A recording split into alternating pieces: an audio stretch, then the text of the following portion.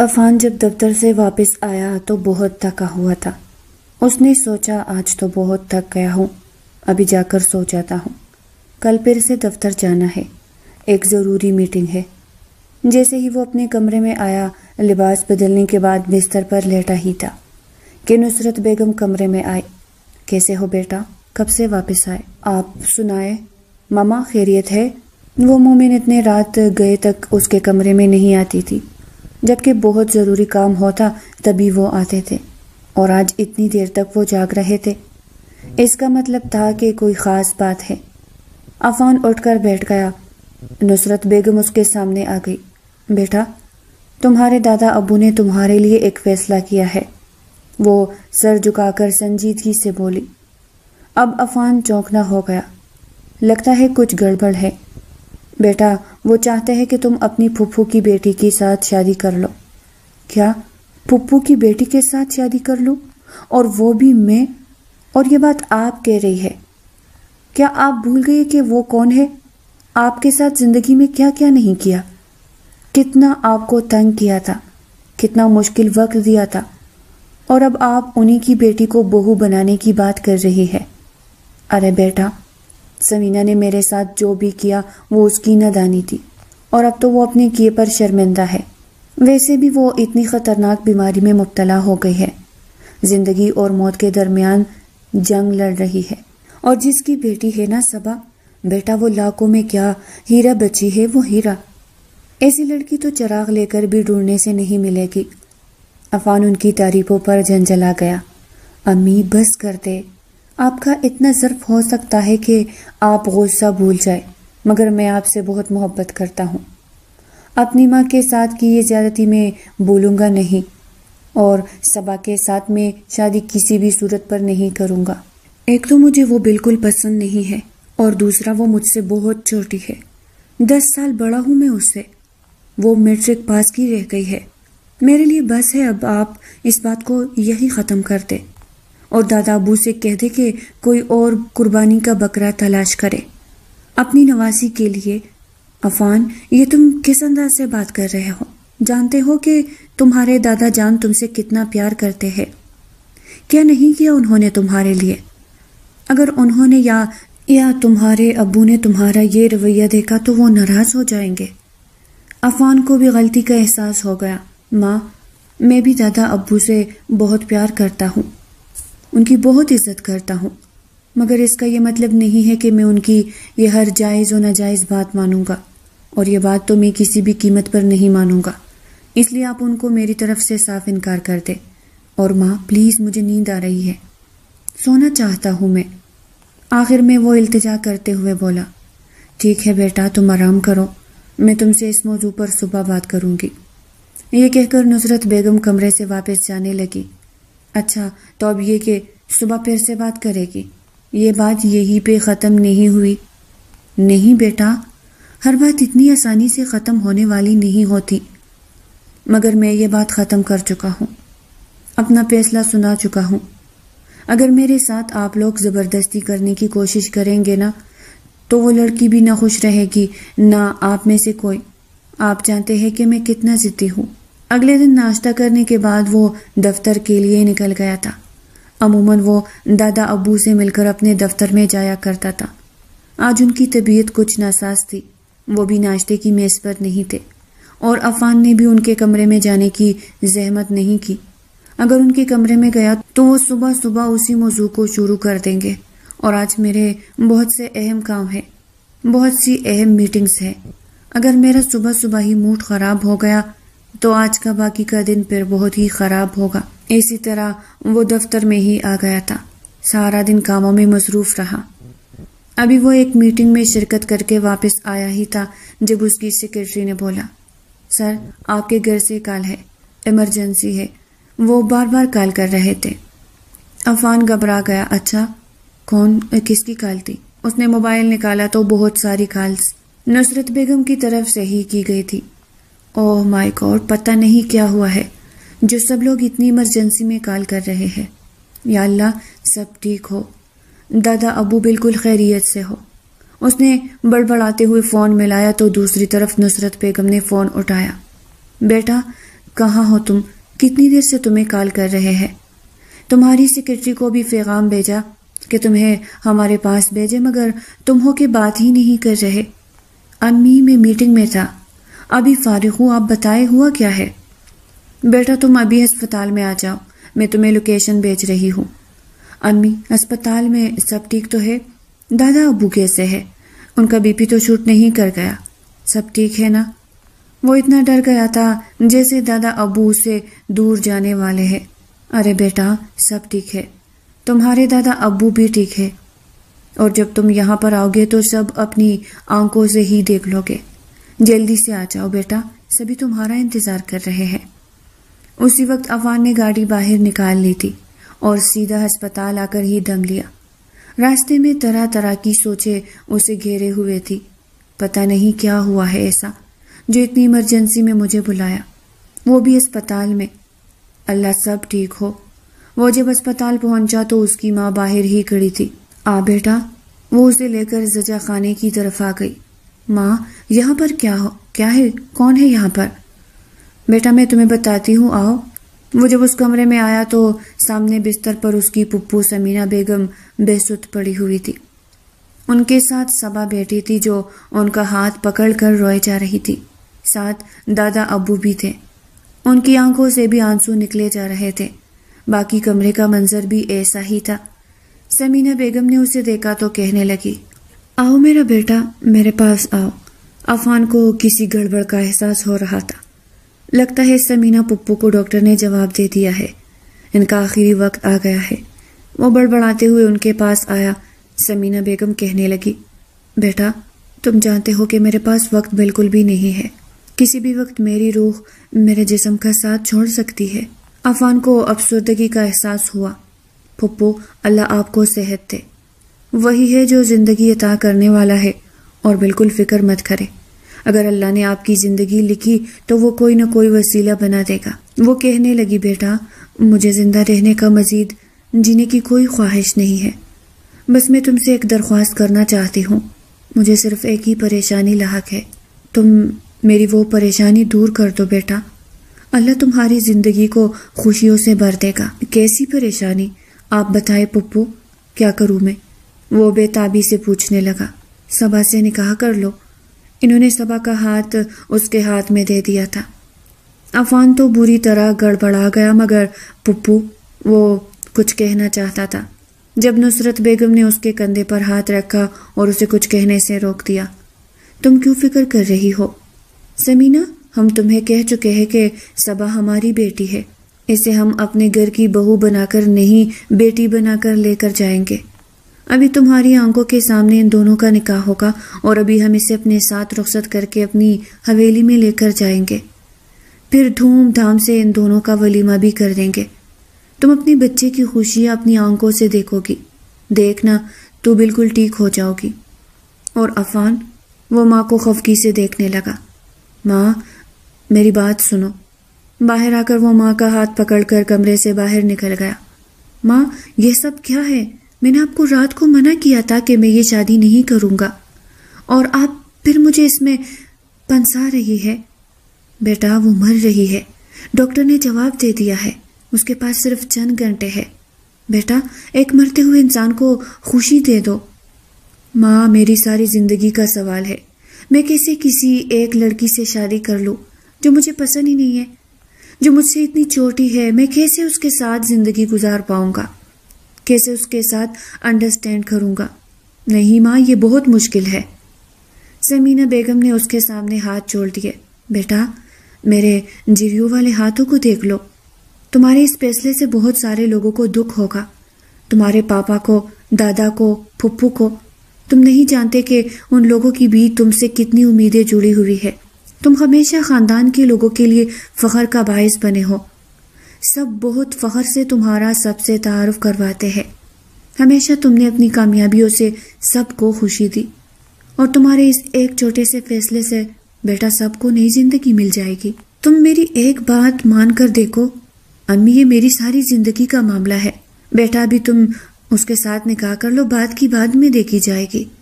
اگر تمہارا اس کے ساتھ رشتہ نہ بنے تو وہ تمہارے مزاج اور طبیعت کے مطابق نہ ہو تو بے شک تم اسے چھوڑ دینا، مگر ابھی یہ نکاح کر لو، تمہارے دادا اور پاپا کا دل بری طرح ٹوٹ جائے گا۔ اگر تم انکار کر کے یہاں سے چلے گئے تو عفان مجبور ہو گیا تھا۔ ٹھیک ہے ماں، جو آپ کو بہتر لگتا ہے آپ کرے، وہ خفا خفا سے لہجے میں بولا تھا، اور پھر اسی وقت اسی کمرے میں نکاح کا انتظام کیا گیا تھا۔ قاضی کو بلایا گیا تھا اور صبا کو عفان کے نام کر دیا گیا تھا۔ نکاح ہونے کے بعد وہ کہنے لگا، ماں اب مجھے جانا چاہیے، دفتر میں کام ہے۔ ماں اب مجھے جانا چاہیے، دفتر میں کام ہے کچھ۔ ماں کہنے لگی، ہاں ٹھیک ہے، اب تم چلے جاؤ۔ اس کے بعد تھوڑی دیر گزری تھی جب اسے فون پر اطلاع ملی کہ پپو کا انتقال ہو گیا۔ کاش کہ ان کا انتقال صبح ہو جاتا اور یہ مصیبت میرے گلے نہ پڑتی، اس نے بے حسی سے سوچا تھا، اور پھر سے گھر آ گیا تھا۔ یہاں پر ہر طرف ماتم کا سما تھا۔ کئی دن تک ان سب کی روٹین ڈسٹرب رہی تھی۔ صبا کا رو رو کر برا حال تھا۔ نصرت بیگم اسے اپنے ساتھ لپٹائے رکھتی تھی، باقی ممانیوں اور ماموں کا بھی یہی حال تھا۔ سبھی اسے بہت پیار کرتے تھے۔ دادا ابو کہتے، میری بیٹی اب تم ہمیشہ کے لیے اس گھر میں آ گئی ہو، ہمارے پاس، ہمارے سائے میں، اور تمہیں کسی بات کی فکر کرنے کی کوئی ضرورت نہیں ہے۔ خاندان کے سب سے بہترین لڑکے کے ساتھ ہم نے تمہارا نکاح کر کے تمہارا مستقبل محفوظ کر دیا ہے۔ اور جب وہ خاندان کے سب سے بہترین لڑکے کا اپنے ساتھ اکڑا ہوا رویہ دیکھتی تو سوچتی، شاید یہ اس آدمی کے ساتھ زبردستی ہوئی ہے، وہ میرے ساتھ نکاح نہیں کرنا چاہتا تھا۔ ابھی تک صبا نصرت بیگم کے کمرے میں ہی رہ رہی تھی، ابھی تک ان دونوں کی رخصتی نہیں کی گئی تھی۔ جب تک سمینہ بیگم کا 40واں نہ ہو جاتا تب تک وہ گھر میں کوئی تقریب منعقد نہیں کر سکتے تھے۔ دادا ابو کا کہنا تھا کہ 3-4 مہینے تک حویلی میں کوئی تقریب نہیں ہوگی۔ میری بیٹی مجھ سے بچلی ہے، اس کا سوگ وہاں جتنا بھی منایا جائے کم ہے۔ دوسری طرف عفان بھی سوچے جا رہا تھا کہ وہ اس مصیبت سے تو کیسے چھٹکارا حاصل کرے۔ 3 مہینے گزر چکے تھے، 3 مہینے میں ایک بار بھی سکون سے نہیں سویا تھا۔ ایک دن اپنی ماں سے کہنے لگا، ماں آپ کو یاد ہے آپ نے مجھے اسپتال میں کچھ کہا تھا؟ بیٹا میں تمہارے ساتھ اور بات کرنے آئی تھی، تم نے مجھے اور ہی بات میں الجھا دیا۔ کیسی بات؟ آج پھر وہ آدھی رات کو اس کے کمرے میں آئی تھی، شاید پھر کوئی خاص بات تھی۔ وہ بری طرح چونکا تھا۔ وہ کہنے لگی، بیٹا 3 مہینے ہو گئے تم دونوں کے نکاح کو، اور اب تمہارے دادا نے فیصلہ کیا ہے کہ تم دونوں کی رخصتی کر دی جائے۔ عفان کا منہ کلا کا کلا رہ گیا۔ ماں اب آپ رخصتی کی بات کر رہی ہے؟ اس دن آپ نے کہا تھا کہ میں بعد میں اسے طلاق دے دوں، اسے چھوڑ دوں۔ نصرت بیگم پوری طرح غصے میں آ گئی۔ دوبارہ اپنے منہ سے یہ الفاظ مت استعمال کرنا، جانتے ہو کہ کتنا بڑا لفظ ہے طلاق کا لفظ۔ خبردار اگر تم نے دوبارہ ایسی کوئی بات کی تو۔ مگر ماں آپ نے خود کہا تھا۔ میں نے جو بھی کہا تھا تو میں اسے وقت منانے کے لیے کہا تھا، اس لیے نہیں کہا تھا کہ تم اس بات کو سنجیدگی سے اپنے ذہن پر سوار کر لو۔ تم نہیں جانتے کہ نکاح کے بولوں میں اتنی طاقت ہوتی ہے کہ 2 دلوں کو ایک ساتھ رکھنے پر مجبور کر دیتے ہیں۔ تم بھی صبا کی محبت پہ مبتلا ہو جاؤ گے، مگر تم کیسے انسان ہو جسے ابھی تک اپنی بیوی سے ذرا بھی انس محسوس نہیں ہو رہا، اس بچی پر رحم نہیں آ رہا، کتنی اکیلی رہ گئی ہے وہ۔ تمہیں دکھ نہیں ہوتا اس کے ددیال والوں نے کتنا برا سلوک کیا اس کے ساتھ، باپ کے مرنے کے بعد؟ اور ماں وہ اپنی بیٹیوں کے گھر میں نوکرانی بنا کر رکھا، وہاں بیٹیوں پر بہت ظلم ہوا۔ میں چاہتی ہوں کہ اس بچی نے زندگی میں جتنے بھی دکھ دیکھے ہیں ان سارے دکھوں کا ازالہ کر دو، اسے اتنی خوشیاں دو بیٹا وہ سب کچھ بھول جائے۔ امی میں دوسروں کی خوشیوں کا ذمہ دار نہیں ہوں، میں اپنی زندگی اپنی مرضی سے جینا چاہتا ہوں۔ ایک آپ لوگ ہے کہ ہم تمہارے دشمن ہیں، جو فیصلہ کیا تمہارے فائدے کے لیے کیا ہے۔ اب تم بھی خود کو ذہنی طور پر تیار کر لو کہ وہ تمہاری بیوی بن کر اس کمرے میں آنے والی ہے، تم نے اس سے محبت دینی ہے، اسے اس کا جائز حق بھی دینا۔ اگلے دن عفان دادا کے پاس جا کر کھڑا ہو گیا تھا۔ دادا ابو کوئی ضروری بات کرنی ہے آپ سے۔ نصرت بیگم نے اسے اشارے سے روکا بھی، سمجھایا بھی، منایا بھی، مگر وہ ان کی بات سننے پر تیار نہیں تھا۔ دادا کہنے لگے، ہاں بیٹا بولو کیا بات ہے؟ میں یہ رخصتی نہیں کر سکتا، میں اس لڑکی کو چھوڑنا چاہتا ہوں۔ ان کا منہ حیرت سے کلا کا کلا رہ گیا۔ کیسی باتیں کر رہے ہو بیٹا؟ تم صبا کو چھوڑنا چاہتے ہو؟ مگر کیوں؟ کیا کمی ہے اس بچی میں؟ دادا ابو وہ میرے مزاج کی نہیں ہے. مجھے پڑھی لکھی لڑکی چاہیے جو میرے ساتھ قدم سے قدم ملا کر چلے، جس کے ساتھ میں خوشیوں بھری زندگی گزاروں. ایسی لڑکی جو مجھ سے اتنی چھوٹی ہے، جو پڑھی لکھی بھی نہیں ہے، جس کو بات کرنے کا سلیقہ نہیں ہے، میں کیسے اسے اپنی بیوی قبول کر لوں؟ اس دن آپ لوگوں کے دباؤ میں آ کر یہ نکاح تو کر لیا تھا، مگر اب میں اس رشتے کو مزید نہیں نبھا سکتا. مصطفیٰ خان کو بہت غصہ آیا تھا. بیٹا میری ایک بات یاد رکھو، اگر تم نے میری نواسی کو چھوڑنے کی کوشش کی، اس سے دور ہونے کی بات کی بیٹا، تو میں تمہیں اس جائیداد سے بھی آگ کر دوں گا، ہر ایک چیز سے محروم کر دوں گا. اب بتاؤ، تمہیں یہ جائیداد، یہ دفتر، یہ گھر اس طرح سے دور ہونا منظور ہے یا میری نواسی کو بیوی کے روپ میں قبول کرنا؟ فیصلہ تمہارے ہاتھ میں ہے. وہ بھی اپنے لاڈلے پوتے کی بے حسی کو دیکھ کر خود بھی بے حس بن گئے تھے. وہ جانتے تھے کہ اس انسان کو کیسے ڈیل کرنا ہے. ان کی یہ بات عفان پر اثر کر گئی تھی. وہ یہ رخصتی کرنے پر تیار ہو گیا تھا، مگر اس نے سوچ لیا تھا کہ وہ کبھی بھی اس لڑکی کو جائز حق نہیں دے گا. صبا جب اس کا رویہ دیکھتی تو بری طرح ڈر جاتی. مامی کیا عفان اس رشتے پر خوش نہیں تھے؟ وہ خدشات میں گری ہوئی اپنی مامی سے سوال کرنے لگی. ارے نہیں بیٹا، وہ تو بہت خوش ہے، مگر وہ خوش نظر نہیں آتے. وہ مجھ سے بات کرنا دور کی بات ہے، میری طرف دیکھتے بھی نہیں ہے. اگر وہ خوش ہے تو پھر ایسا کیوں ہے؟ ارے بیٹا تم کسی بات کو دل پر مت لو، وہ ایسے ہی طبیعت کا ہے. وہ کم بولتا ہے، کسی کے ساتھ بھی زیادہ بات چیت نہیں کرتا، اپنے کام سے کام رکھتا ہے. بیٹا وہ شروع سے ہی ایسا ہے، بچپن سے تو ہم اسے ایسے ہی دیکھتے آئے ہیں. میرا بیٹا ہے نا، میں جانتی ہوں اس کے بارے میں. مگر صبا کے دل میں طرح طرح کے خدشات دوڑ رہے تھے. انہی دنوں زاویار نے بھی کہہ دیا کہ میں واپس آ رہا ہوں. نصرت بیگم تو خوشی سے پھولے نہیں سما رہی تھی. زاویار تم سچ کہہ رہے ہو بیٹا؟ تم واپس آ رہے ہو؟ ہاں امی، بائی کی شادی ہو رہی ہے. پہلے بھی آپ لوگوں نے چپکے نکاح کر لیا، مجھے بلایا بھی نہیں، اور اب ولیمہ بھی آپ چپکے سے کر لیں گے. میں آپ لوگوں سے ناراض ہو جاؤں گا. کوئی بات نہیں کروں گا، وہ مصنوعی خفگی سے بولا تو نصرت بیگم کا کہکہا کمرے میں گونجا. ارے بیٹا، نکاح جن حالات میں ہوا ان حالات کے بارے میں تو تم بھی جانتے ہو. یہ سب ایمرجنسی میں ہوا تھا، اور ولیمے کے لیے تو ہم باقاعدہ تیاریاں کر رہے ہیں. تم بتاؤ کب واپس آ رہے ہو؟ اور ایسا نہ ہو کہ تم دوبارہ سے واپس جانے کی بات شروع کر دو. وہ کہنے لگا، ماں میری بھی پڑھائی مکمل نہیں ہوئی، ابھی پڑھائی میں 2 سال رہتے ہیں. میں تو صرف بائی کی شادی پر آ رہا ہوں، اور آپ لوگوں کی بہت یاد آ رہی ہے. آپ لوگوں سے ملنے کے لیے میں 2 مہینے کی چھٹی پہ آ رہا ہوں. 2 مہینے میں آپ کے ساتھ ہی رہوں گا. فکر مت کرے، میں زیادہ گھر سے باہر نہیں جاؤں گا، نہ اپنے دوستوں کے ساتھ نہ کہیں اور. آپ مجھے یہ بتائیں کہ میں بابی کے لیے کیا تحفہ لے کر آؤں؟ ارے بیٹا جو تمہیں اچھا لگتا ہے تم لے کر آ جاؤ. ہم نے تو اس کے لیے ہر چیز لی ہے، کسی چیز کی کمی نہیں ہونے دیں گے. لیکن اگر پھر بھی تم لانا چاہتے ہو تو سونے کے کنگن یا سونے کی کوئی بھی چیز لے کر آ جاؤ. ٹھیک ہے امی، وہ مصروف سے انداز میں بولا. نصرت بیگم نے خوشخبری سب کو سنائی تھی کہ ان کا چھوٹا بیٹا زاویار واپس آ رہا ہے. یہ سن کر سب لوگوں کو ہی ایک خوشگوار خیریت کا احساس ہوا تھا. اب عفان بھی قدرے ریلیکس ہو گیا تھا. چلو اچھا ہے، بائی کو دیکھوں گا تو موڈ خوشگوار ہو جائے گا. اتنے سالوں کے بعد وہ واپس آ رہا ہے. باقی سب لوگوں نے تو میرے موڈ کا ستیہ ناش کرنے میں کوئی کمی نہیں چھوڑی. اسے صبا میں کبھی کوئی دلچسپی محسوس نہیں ہوئی تھی، کبھی وہ اس کی طرف متوجہ نہیں ہوا تھا. اس کی وجہ یہ تھی کہ وہ اپنی پھپھو سے بہت نفرت کرتا تھا، ان کی شکل تک نہیں دیکھنا چاہتا تھا. اس وجہ سے وہ ان کی بیٹی سے بھی دور ہی رہتا تھا.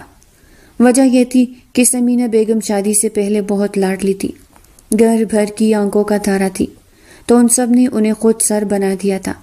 وہ اپنے سامنے کسی کو کچھ سمجھتی بھی نہیں تھی. اللہ نے انہیں خوبصورتی کی دولت سے بھی مالا مال کر دیا تھا. یہ وجہ تھی کہ انہیں لگتا کہ بس دنیا میں ایک وہی ہے، باقی تو ان کے سامنے کیڑے مکوڑوں جیسی حیثیت رکھتے ہیں. نصرت بیگم ان کی کالج کی سہیلیہ تھی. ایک دن وہ ان کے ساتھ ایک بار گھر آئی تو اتنا بڑا گھر انہوں نے پہلی بار دیکھا تھا. ان کی آنکھوں میں اشتیاق صاف نظر آ رہا تھا. تب جبار صاحب نے انہیں دیکھا تو دیکھتے ہی ان پر دل ہار گئے. انہوں نے ضد باندھ دی کہ شادی کریں گے تو نصرت کے ساتھ ہی کریں گے۔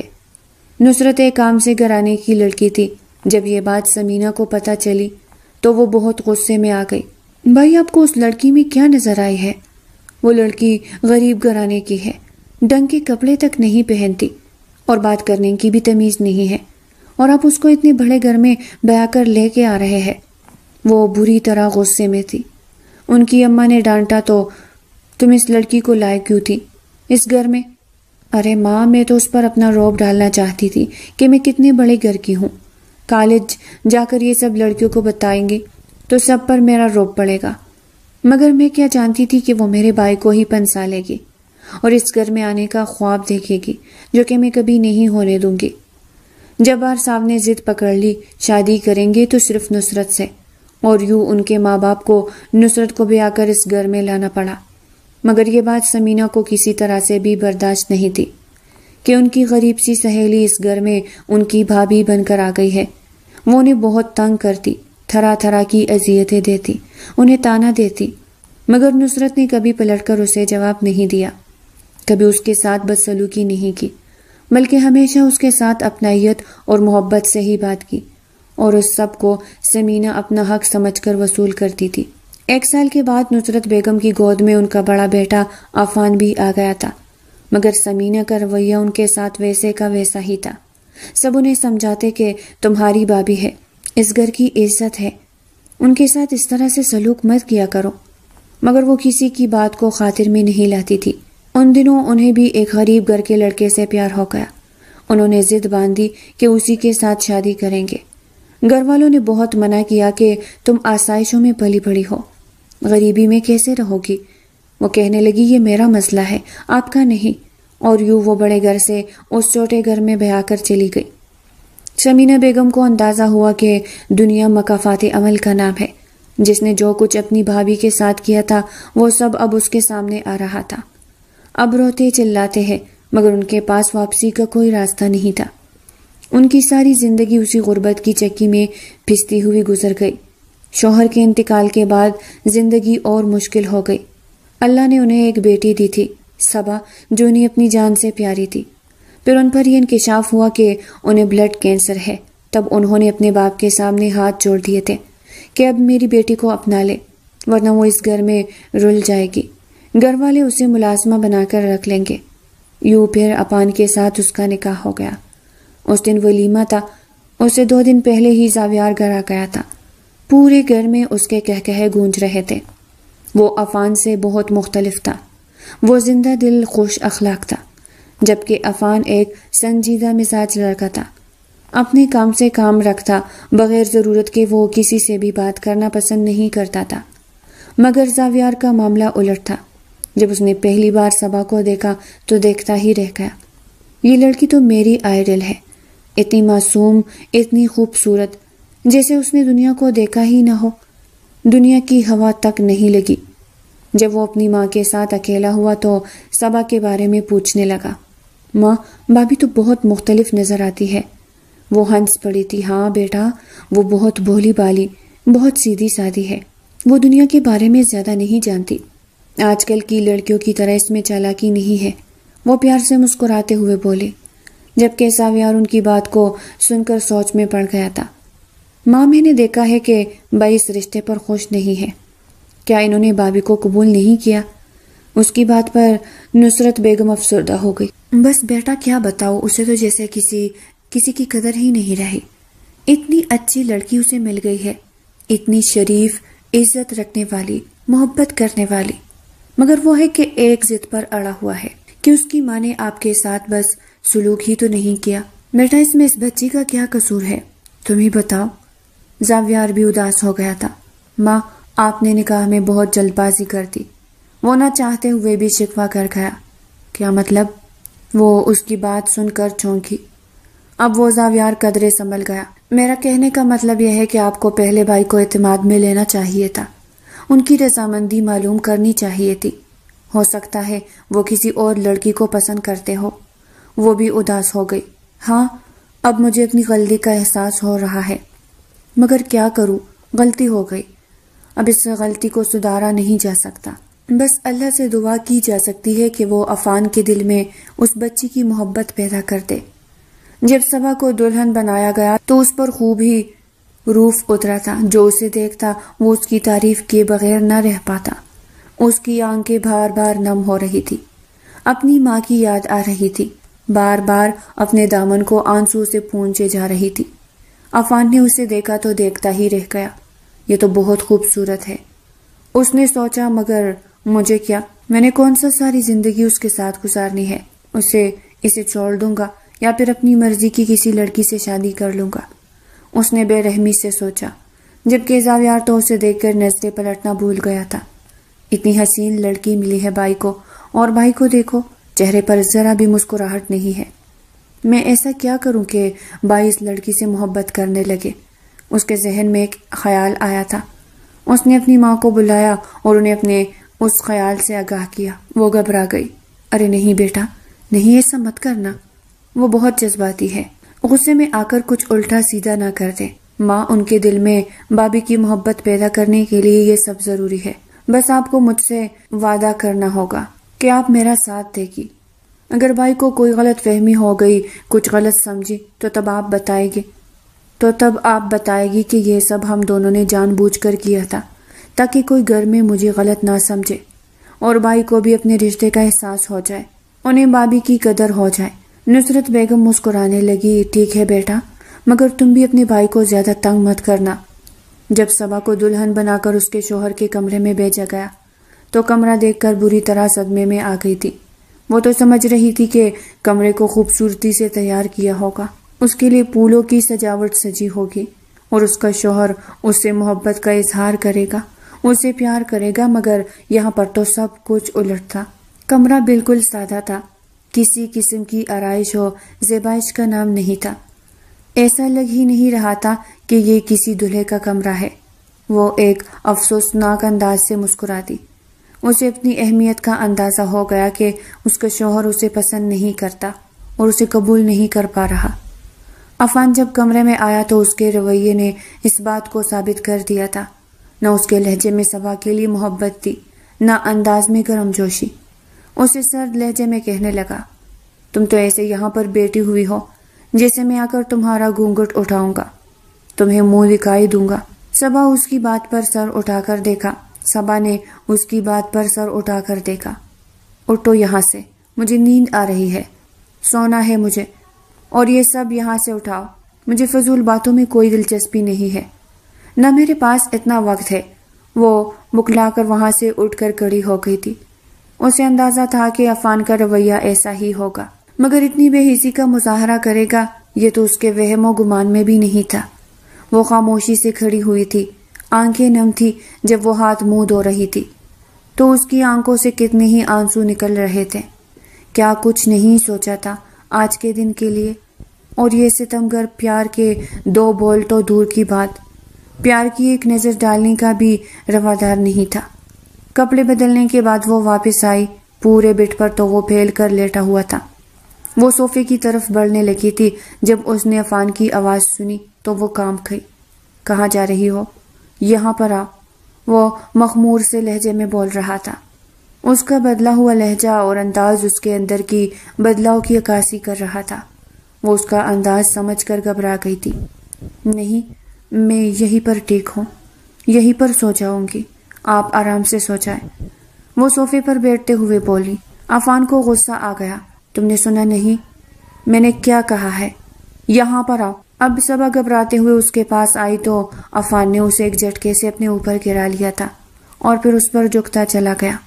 وہ اس پر پیار کی بارش کرنے لگا، مگر یہ سب کچھ بالکل غیر جذباتی انداز میں تھا۔ عفان کے انداز میں نہ کوئی گرم جوشی تھی، نہ محبت، نہ نرم گرم سرگوشیاں، بلکہ یہ سب تو وہ مشینی انداز میں کر رہا تھا جیسے کوئی فریضہ انجام دے رہا ہو۔ وہ سب کچھ جس میں محبت کی چاشنی شامل ہونی چاہیے تھی تو بس اس رشتے کو اور بھی خوبصورت بناتے تھا، مگر عفان کی بے حسی نے اس رشتے کی ساری خوبصورتی کو جیسے چاٹ لیا تھا۔ اگلے دن وہ اٹھی تو زبردستی مسکان سجا کر سب سے ملی تھی۔ جب نصرت بیگم نے اس کی آنکھوں کو ایسے دیکھا تو وہ سرد آہ بھر کر رہ گئی۔ مجھے لگا تھا کہ یہ بندہ بدل جائے گا، اس کی محبت میں مبتلا ہو جائے گا، مگر یہ بہت بے حس ہے، اتنی آسانی سے یہ پتھر پگھلنے والا نہیں ہے۔ انہوں نے صبا سے کہا تو اس کی آنکھوں سے آنسو ٹوٹ کر گالوں پر بہنے لگے تھے۔ مجھے اوپر والے پر یقین ہے، وہ سب ٹھیک کر دے گا، آپ فکر مت کریں، میں انہیں اپنی محبت اور خدمت سے بدل لوں گی، ان کے دل میں اپنی جگہ بنا لوں گی۔ مگر یہ اس کا خیال ہی رہا۔ عفان کے دل تک پہنچنے کے لیے اس نے بہت محنت کی، مگر کبھی اس نے دل کے کواڑ نہیں کھولے تھے۔ اس دن وہ عفان جلدی واپس آ گیا تھا۔ اس نے صبا کے ہنسنے کی آواز سنی تھی، حیران رہ گیا، یہ لڑکی بھی ہنستی ہے، ہر وقت سراسی مشکل بنائے رکھتی ہے۔ وہ جب حال میں آیا تو دیکھا کہ صبا اور زاویار ایک ساتھ بیٹھے ہوئے تھے۔ وہ دونوں کسی بات پر کلکلا کر ہنس رہے تھے اور زاویار اس کے بہت قریب بیٹھا ہوا تھا، محبت بھری نظروں سے اسے دیکھ رہا تھا۔ پاس ہی بیگم بیٹی سبزی بنا رہی تھی۔ یہ منظر عفان نے دیکھا تو چونک کر رہ گیا۔ اس کی بیوی اس کی بائی کو دیکھ کر کتنی خوش نظر آ رہی تھی۔ آخر کیوں؟ میرے لیے پانی لے کر آؤ، عفان سخت لہجے میں بولا۔ زاویار کو اس کا انداز برا لگا تھا۔ بھائی، یہ آپ کی بیوی ہے، آپ کی نوکرانی نہیں، جس طرح سے حکم دے رہے ہیں آپ کو ان سے پیار سے بات کرنی چاہیے۔ عفان ابرو چکا کر اسے دیکھا۔ ہاں، تم کیا کہہ رہے ہو؟ میں نے اس سے پانی ہی تو مانگا ہے، کیا اپنی بیوی سے پانی مانگنا غلط بات ہے؟ زاویار کہنے لگا، نہیں، یہ غلط بات نہیں ہے، مگر جس انداز میں آپ نے پانی مانگا ہے وہ انداز غلط ہے۔ عفان اس کی بات پر اسے محض غور کر رہ گیا تھا۔ آج کل اس کے آفس میں کام کا بوجھ کم ہو گیا تھا، کیونکہ اب زاویار بھی اس کا ہاتھ بٹانے کے لیے آ جاتا تھا، بہت سارے کام مکمل کر لیا کرتا تھا، بہت ساری میٹنگز بھی اٹینڈ کر لیا کرتا، اور زاویار اس سے تھوڑی دیر پہلے ہی واپس آ جاتا تھا۔ عفان بھی شام ہوتے گھر آ جاتا، اب اسے گھر کا سکون بھی نصیب ہونے لگا تھا۔ اس دن عفان زاویار سے کہنے لگا، تم ہمیشہ کے لیے یہیں پر رہ جاؤ، یہیں پر اپنی ڈگری مکمل کر لو، کیا رکھا ہے، باہر اکیلے رہتے ہو؟ زاویار کہنے لگا، بھائی، جہاں پر اتنے سال گزار دیے، 2 سال کی ہی تو بات ہے، یہ بھی گزار لوں گا، پتہ بھی نہیں چلے گا، اور پلک چپکتے وقت گزر جائے گا۔ اور جب بھی عفان واپس آتا تو دیکھتا کہ صبا زاویار کے ساتھ ہی بیٹھی ہوتی، کسی نہ کسی بات پر وہ دونوں بحث کر رہے ہوتے، اور عفان سوچتا کہ کیا اس لڑکی کو بھی بولنا آتا ہے جس کی منہ میں زبان ہی نہیں ہے۔ ایک دن جب عفان آیا تو اس نے پہلی بار صبا کو غور سے دیکھا تھا۔ وہ کالے رنگ کے کپڑوں میں ملبوس تھی، ہلکا ہلکا میک اپ کیے بہت پیاری لگ رہی تھی، بال بھی کولے ہوئے تھے، ایک شانہ پر دوپٹہ تھا تو ایک شانے پر بال بکھرے تھے، اور زاویار اس کی تعریفوں میں زمین آسمان کے قلابے ملا رہا تھا۔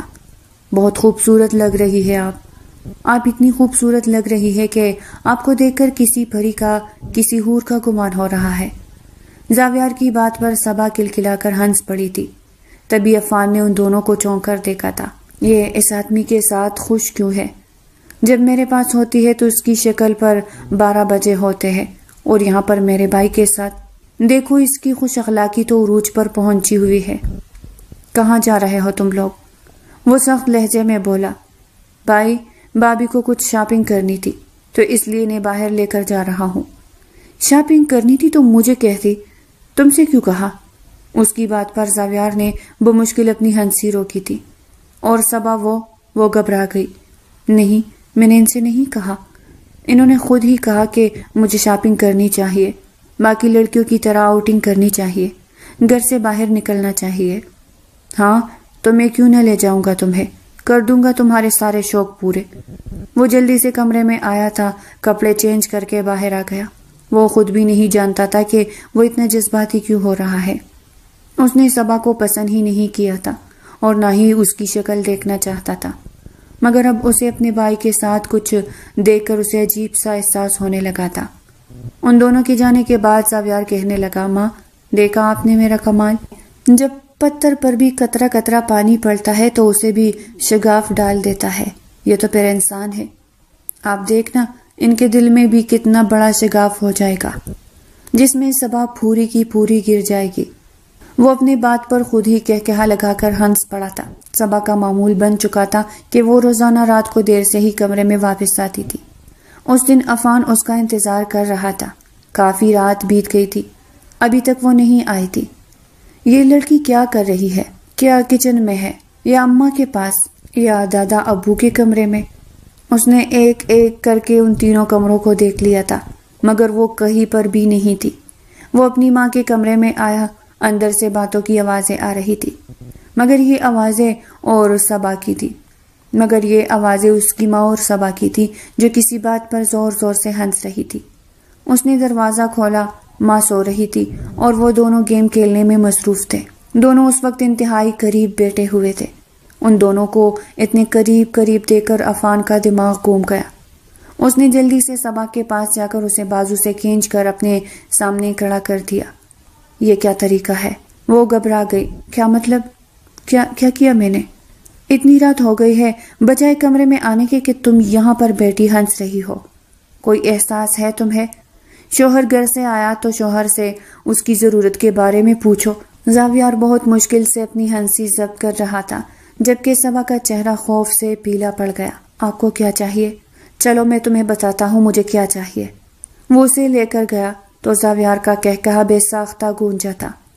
بھائی، میں نے آپ کو بابی کے لیے مجنون نہ بنا دیا تو آپ میرا نام بدل دینا۔ کچھ ہی دن گزرے تھے کہ زاویار نے اب صبا کو اپنے ساتھ صبح کی سیر پر لے کر جانا شروع کر دیا۔ کبھی آؤٹنگ پر، کبھی روزانہ صبا کو لے کر، زیادہ تر شام کو چہل قدمی پر لے جاتا، اور جب یہ سب عفان کو پتہ چلتا تو غصے میں آ جاتا۔ اس دن وہ صبا کو لے کر اس کی ایک سہیلی کے گھر گیا تھا۔ بہت دیر سے وہ لوگ واپس آئے تھے۔ آج عفان جلدی گھر آ گیا تھا اور وہ صبا کا ہی انتظار کر رہا تھا۔ جب اسے پتہ چلا کہ وہ زاویار کے ساتھ گئی ہے تو اسے بہت غصہ آیا۔ امی، آپ نے ان دونوں کو بہت کھلی چوٹ دے رکھی ہے، ان دونوں کو کیوں باہر بیچتی ہے؟ صبا، وہ تو ہے بھی ان کو نہ کسی بات کی سمجھ ہے نہ تمیز۔ نصرت بیگم نے بے رحمی سے اسے دیکھا۔ وہ بچی بہت سمجھدار ہے، بہت عقل مند ہے۔ پتہ نہیں تم کیوں اس کے بارے میں اتنا غلط سوچتے ہو؟ کس نے تمہارے دل میں اس کے لیے غلط فہمیاں پیدا کر دی؟ بیٹا، اپنے دل سے اپنی آنکھوں کے سامنے سے غلط فہمی کی اینک اتار کر دیکھو تو تمہیں پتہ چلے گا کہ وہ لاکھوں میں ایک ہے، مگر تمہیں اس کی قدر نہیں ہے۔ صبا جب گھر آئی تو اس کے ہاتھ میں پھولوں کے گجرے تھے۔ کمرے میں آ کر وہ گنگنانے لگی تھی۔ اس وقت عفان کھڑکی کے پاس کھڑا تھا۔ صبا کی اس پر نظر نہیں پڑی تھی، وہ بہت خوش لگ رہی تھی۔ عفان اس کے قریب آیا تو وہ گھبرا گئی۔ کیا بات ہے؟ میرے قریب آنے پر تم گھبرا جاتی ہو، ڈر جاتی ہو، اور میرا بھائی، اس میں ایسا کیا ہے جو تم اس کی قربت کے لیے پاگل ہو رہی ہو؟ کیا مطلب؟ وہ اس کے الزام پر حیران پریشان رہ گئی۔ مطلب تو تم مجھے بتاؤ صبا بی بی، یہ کون سا کھیل کھیل رہی ہو؟ میرے نکاح میں ہوتے ہوئے میرے بھائی سے گلچڑے اڑا رہی ہو۔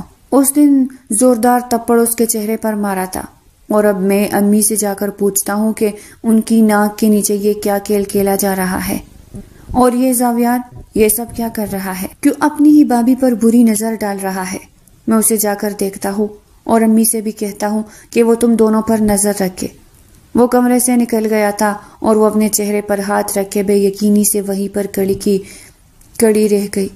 اس پر آج تک کبھی کسی نے ہاتھ نہیں اٹھایا تھا۔ اس کے ددیال میں برا سلوک ہوتا تھا، سب ظلم بھی کرتے تھے، مگر کسی نے کبھی ہاتھ نہیں اٹھایا تھا۔ ماں اس کے سامنے ڈھال بن کر آ جاتی تھی، اور آج عفان نے اس پر ہاتھ اٹھایا، تپڑ مارا، مگر کیوں؟ کس وجہ سے؟ آخر کیا قصور تھا اس کا؟ وہ اپنے گال پر ہاتھ رکھ کر بے یقینی سے سوچتی جا رہی تھی۔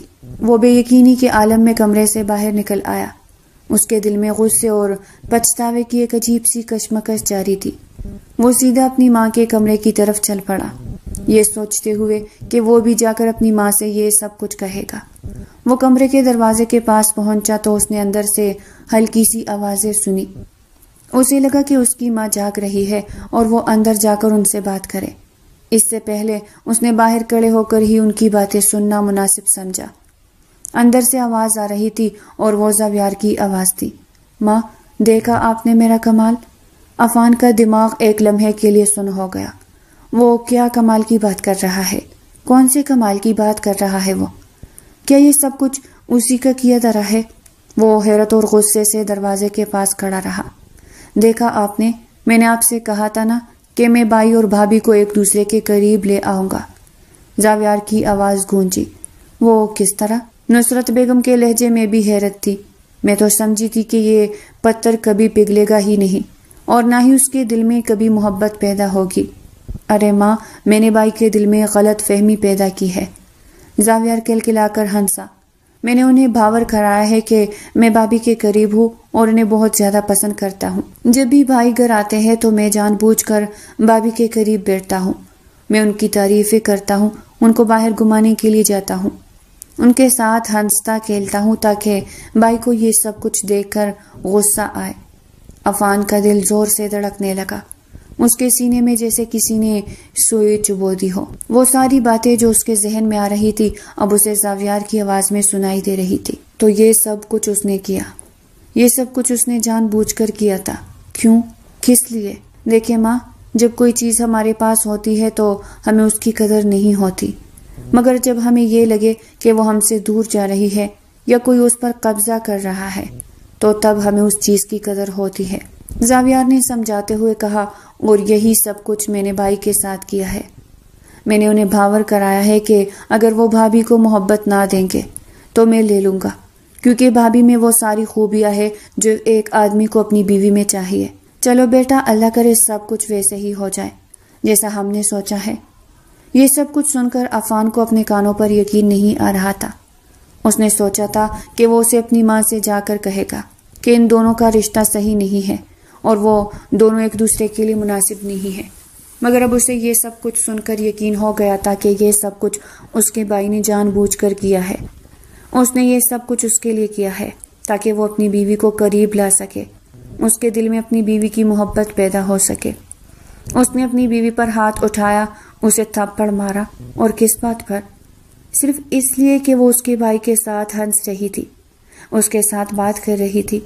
اس نے اپنے دل میں غلط فہمی پیدا کر لی تھی اور اس کی بیوی پر الزامات لگا دیے تھے۔ اس نے بغیر کسی وجہ کے اپنی بیوی کو اذیت دی تھی۔ جب عفان کمرے میں گیا تو زاویار اسے دیکھ کر چونک گیا۔ کہیں بھائی نے سب کچھ سن تو نہیں لیا؟ میں نے سب کچھ سن لیا ہے، تم نے جو کچھ کہا میں نے سب کچھ سن لیا ہے۔ عفان کی آنکھوں میں نمی تھی۔ مجھے معاف کر دو زاویار، میں نے تمہاری بھابھی کے ساتھ بہت برا سلوک کیا ہے، میں نے ان کو تکلیف دی ہے اور تمہارے بارے میں بھی غلط سوچا۔ آپ کو اپنی غلطی کا احساس ہو گیا ہے، یہ سن کر مجھے خوشی ہوئی ہے۔ میں نے یہ سب کچھ اس لیے کیا تھا تاکہ آپ کے دل میں بھابھی کی محبت پیدا ہو۔ میں تو یہ چاہتا تھا کہ آپ دونوں کو ایک ساتھ دیکھوں۔ میں جان چکا ہوں اور مجھے فخر ہے کہ تم میرے بھائی ہو۔ نصرت بیگم نے ان دونوں کو گلے سے لگا لیا۔ تم دونوں کبھی بھی ایک دوسرے سے دور مت ہونا۔ بیٹا، تم دونوں میں میری جان بستی ہے، میں تم دونوں کو کبھی تکلیف میں نہیں دیکھ سکتی۔ اور عفان بیٹا، صبا کی قدر کرو، وہ ہیرا ہے، ہیرا۔ عفان جب کمرے میں آیا تو اس نے دیکھا کہ صبا بری طرح سے رو رہی تھی۔ اس نے اس کا ہاتھ پکڑ لیا۔ صبا، مجھے معاف کر دو، میں نے تمہیں تھپڑ مارا، میں نے تمہیں تکلیف دی ہے، میں نے تمہارے ساتھ بہت برا سلوک کیا ہے۔ صبا کی آنکھوں میں نمی آ گئی۔ آپ نے ایسا کیوں کیا تھا؟ مجھ سے غلطی ہو گئی صبا، میں بہت شرمندہ ہوں کہ میں نے تم پر شک کیا، میں نے تم پر ہاتھ اٹھایا، میں نے تمہیں تکلیف دی ہے۔ میں نے تو کچھ نہیں کہا، میں نے تو کچھ نہیں کیا تھا عفان۔ صبا کی آواز میں درد تھا۔ میں نے تو صرف آپ سے پیار کرنا چاہا تھا، میں نے تو صرف آپ کی محبت کو حاصل کرنا چاہا تھا۔ عفان نے اسے گلے لگا لیا۔ مجھے معاف کر دو صبا، میں تمہیں یقین دلاتا ہوں کہ میں تمہیں بہت زیادہ پیار کروں گا، میں تمہیں اس چیز کا احساس دلاتا ہوں کہ میں تمہیں بہت زیادہ اہمیت دیتا ہوں۔ صبا کی آنکھوں سے آنسو بہنے لگے۔ میں تو صرف آپ کی محبت چاہتی تھی عفان۔